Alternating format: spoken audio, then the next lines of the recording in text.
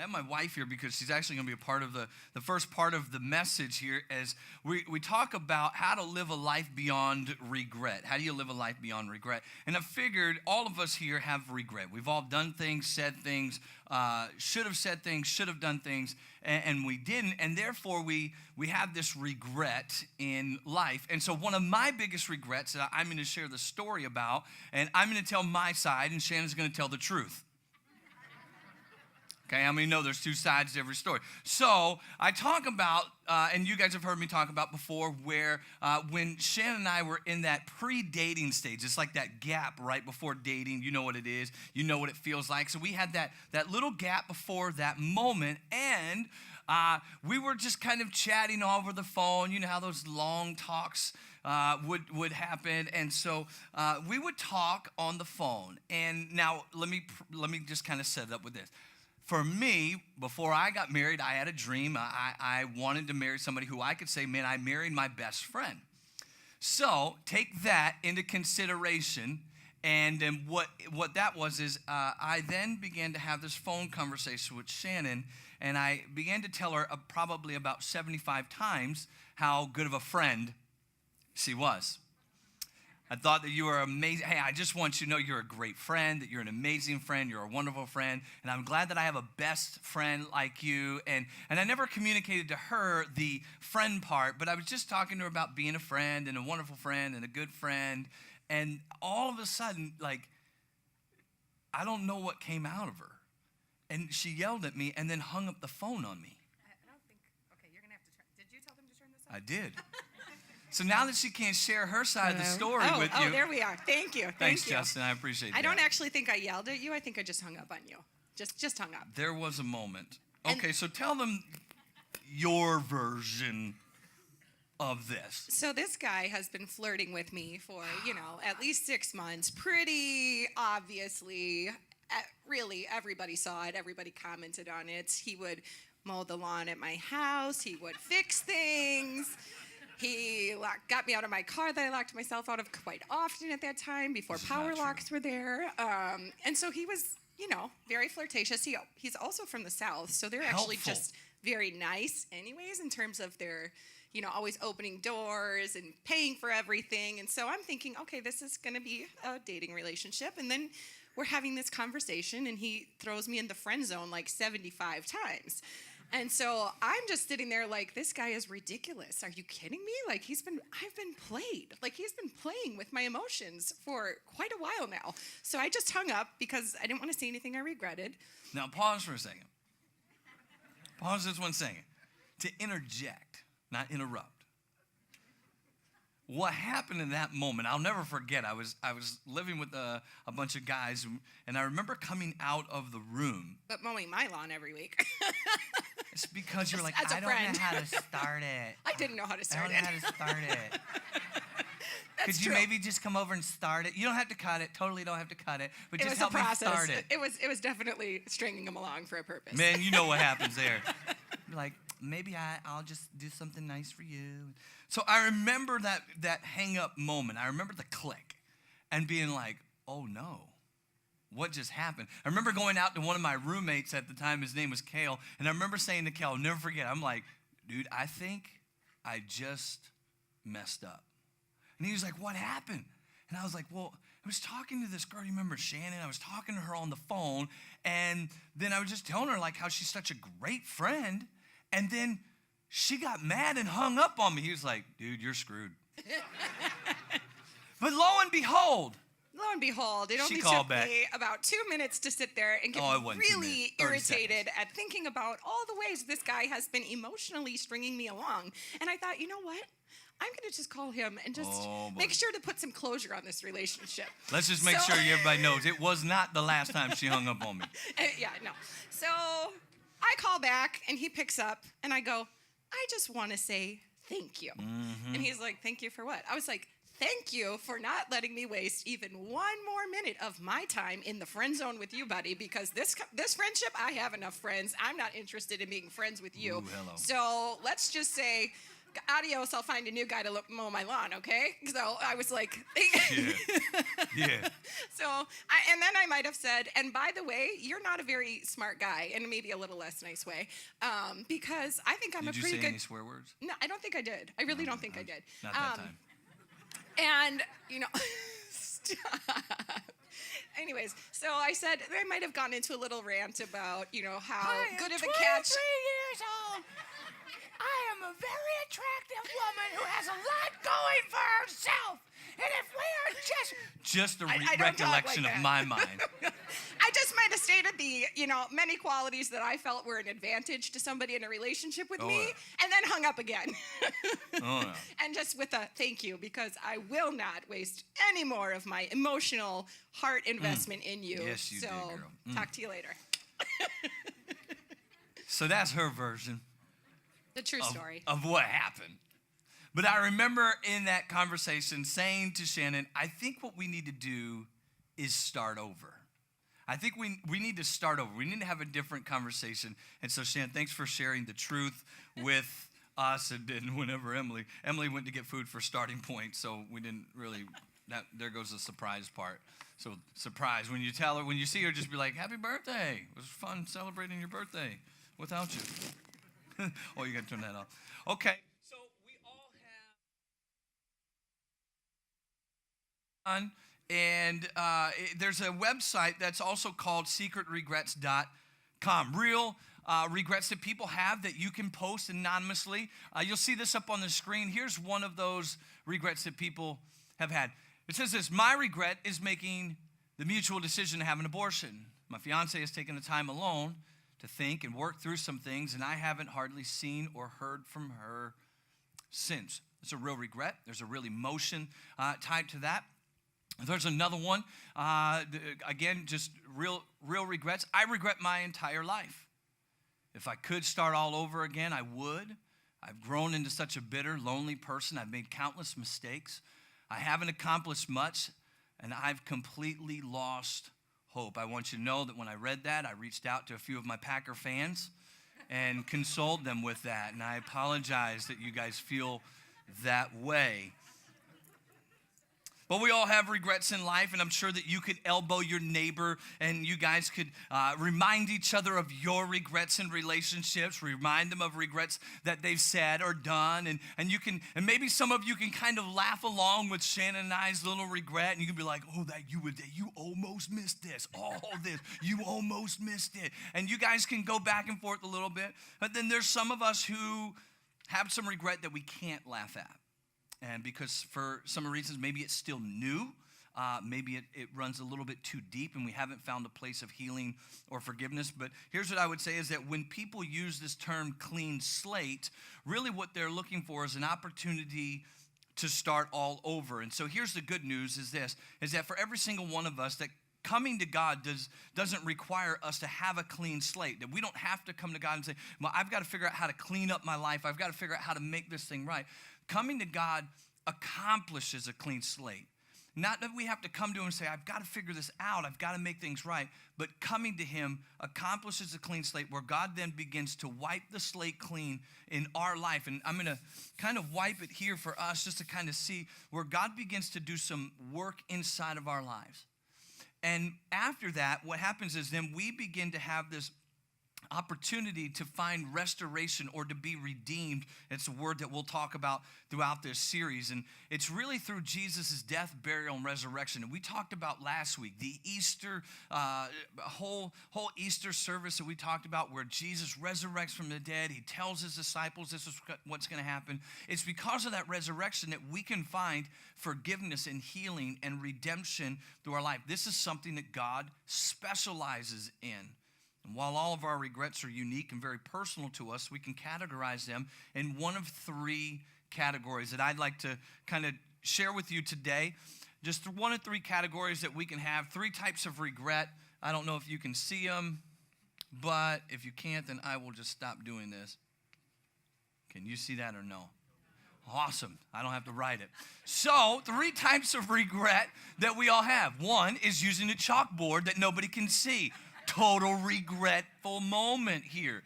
But 3 types of regret. Number 1 is just simply this, and psychologists agree with this right here. Number 1 is the regret of action. Regrets of action. You can see it up on the actual board here. That's I'll act like I wrote that, but I didn't. Number 1 is the regret of action. This is that moment where you hit your head and go, oh, what was I thinking? How many have ever been there before? What? Come on, show your hand. There you go. 90% of people who live with regret fall under this category. It's the most common category when it comes to regret. We've all been there. What was I thinking? Why did I say that? Why did I do that? I can't believe that happened. Bad decisions, times that we wasted, lies that we told, the relationship that we torpedoed, the rage that we unleashed, the addiction that we fed, the insecurity that we showed, the money that was wasted. These are those moments where we go, what was I thinking? And many of us know that regrets of action, we know the number 2 one will be regrets of inaction. This is that moment where if you were to be honest, and Shannon and I, when we had this conversation on the phone after she hung up, and I think if she was to be honest with you, I think one of her deepest regrets was breaking up with me on my birthday. Just kind of laying it all out there for everybody to know. And maybe she can find healing and forgiveness in this whole moment. But, true story, broke up with me on my birthday over the phone so that she could have closure with her other guy. Just like full disclosure. Full disclosure here. I'll regret that later.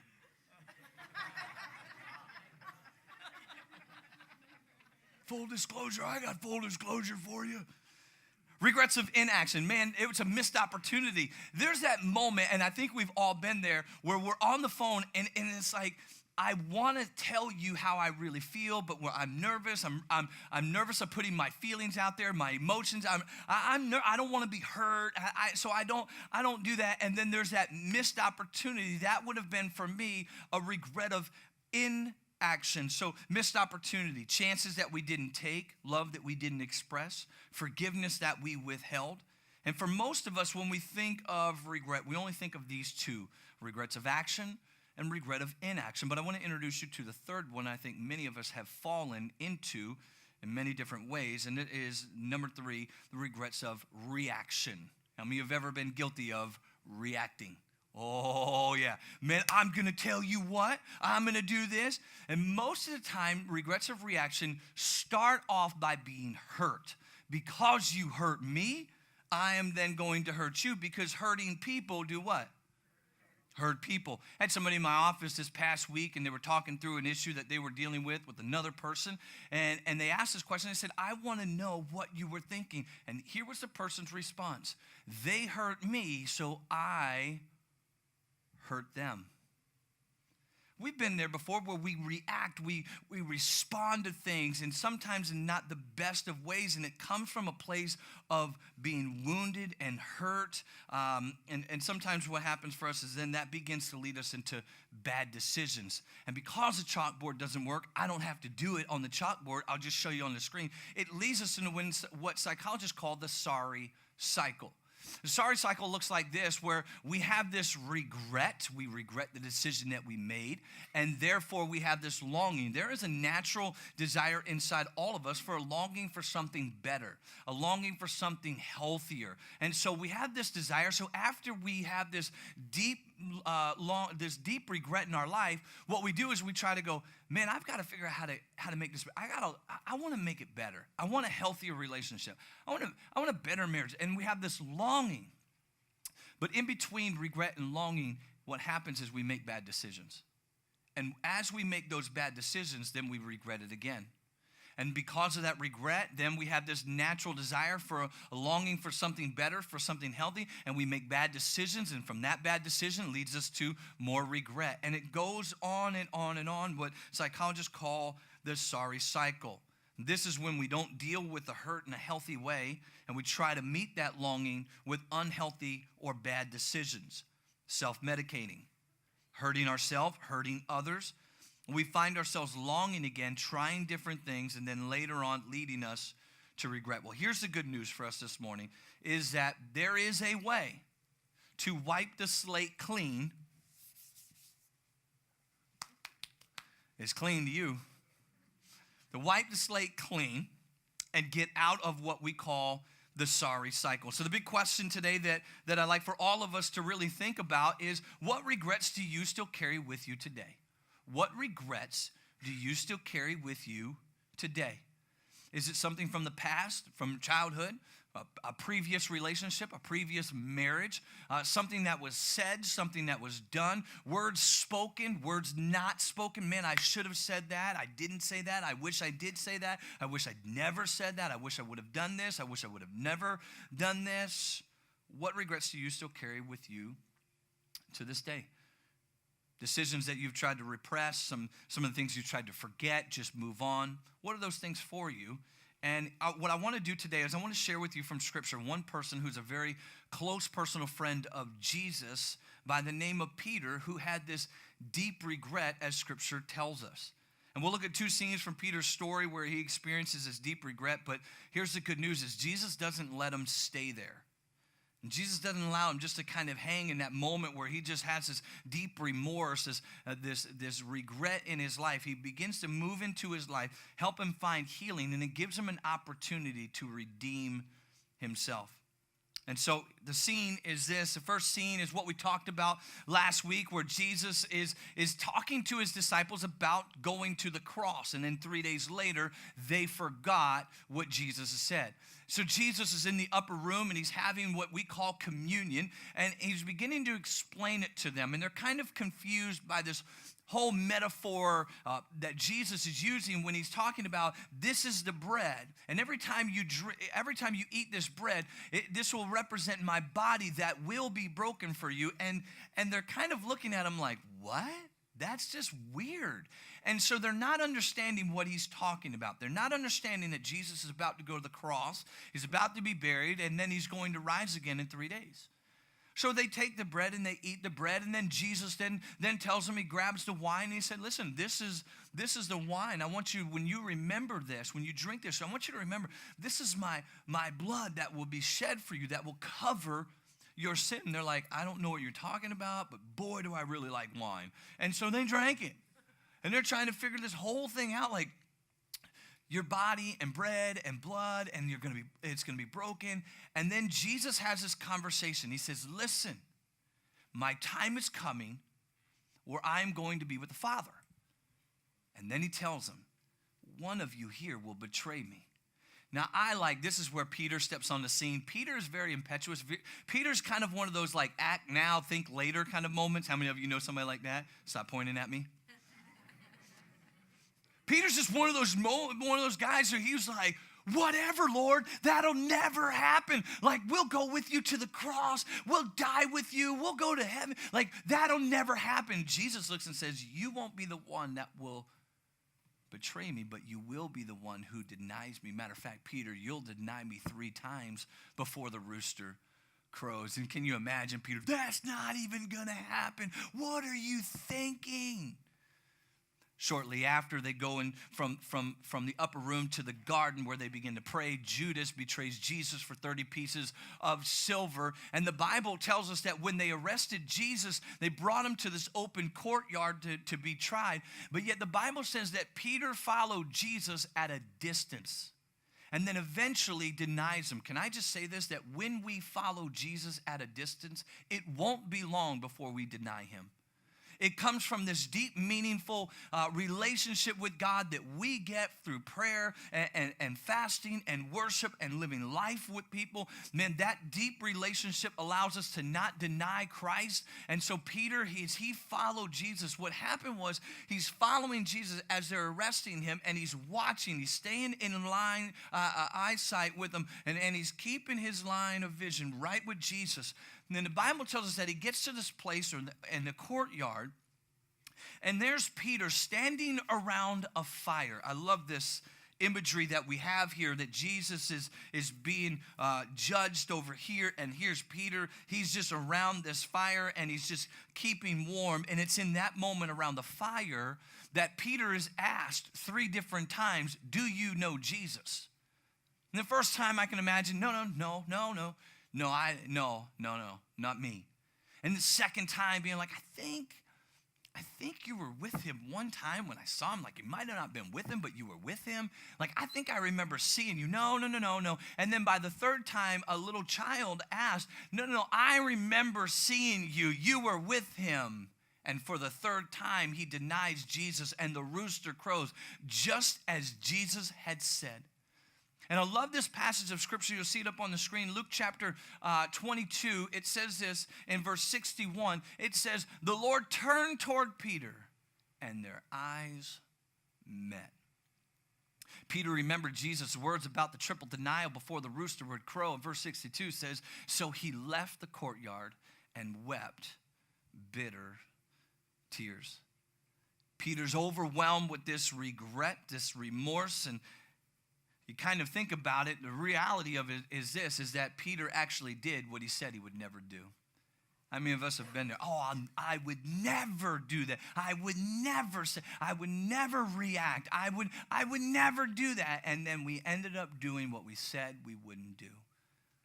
That's Peter. Peter says, I'll never do it. He does it.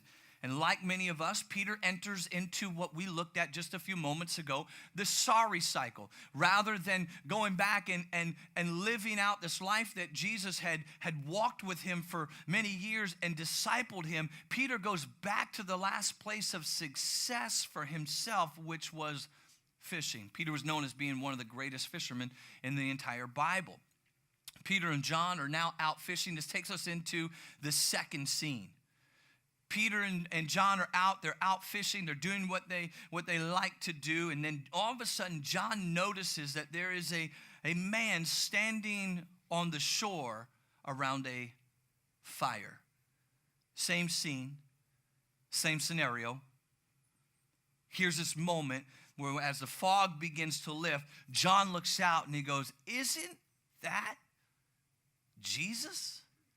You got to remember, this is post-resurrection. So now the Bible tells us, and many scholars believe this, where what we have is after the resurrection, Jesus appeared to over 500 people in a 30-day time period to prove his existence, to prove that he resurrected, to prove that he could do exactly what he said he could do. And as he resurrects, he meets with these people, and one of them happens to be Peter. And Peter, being very impetuous, as we talked about, very impulsive, what does Peter do? Peter jumps out of the boat. You dock it, I'm rocking it. And he takes off, jumps overboard, and he starts swimming to Jesus. He's like, I got to have a little one-on-one time with him. And he gets on the shore. Him and Jesus are standing around a fire. And it's in this moment where Jesus begins to have this conversation with Peter. Jesus doesn't hold it against Peter. Jesus doesn't say, hey, Peter, told you. I told you so. What were you thinking, Peter? Like I literally just said to you, you're going to be the one to deny me. Like you could have held back, you could have resisted, but no, Peter, you didn't do. Jesus doesn't do any of that. What Jesus actually does is he wipes the slate clean for Peter. He doesn't hold it against him. And I find it interesting that Jesus meets Peter by this fire. Meets him by this same scenario, this same place of Peter's deepest regret where he denies Jesus. There's a fire in scene 1. Peter denies Jesus 3 times. And now in scene 2, as it moves on in Luke and also in John, they have the same conversation where Jesus begins to say, Peter, do you love me? And he asks the same question 3 times. In John chapter 21, verse 15, standing by the fire, he says, Peter, do you love me? Yes, Lord, you know I love you. Do you love me? Yes, Lord, you know I love you. Peter, do you love me? I find it interesting that Jesus will always take us to back to the place of our deepest regret, and then give us an opportunity to redeem ourselves. Jesus will always wipe the slate clean, but he'll always bring us back to that place where we can redeem everything that we've done, where we don't hold it against ourselves and we don't put that on us. And he says, man, I want to not only forgive you, but I want to redeem you. And that's exactly what Jesus does in that moment. 3 times Jesus asked that same question to represent the 3 denials that Peter had made. Jesus forgives him, wipes the slate clean, and Peter's redeemed. And here's two things that I want us to kind of look at that Jesus did for Peter around the fire. And if we open up our hearts, I believe it's what Jesus will do for us. It's what he'll do for you as he wipes your slate clean. First thing is this, you'll see it up on the screen. Number one, first thing that Jesus did to Peter is in Peter's regret and in ours, Jesus confirms the relationship. In Peter's regret and in ours, Jesus confirms the relationship. When Jesus asked Peter, do you love me? There's this implied, because you know I love you. Peter, do you love me? Do you love me? Because Peter, I love you.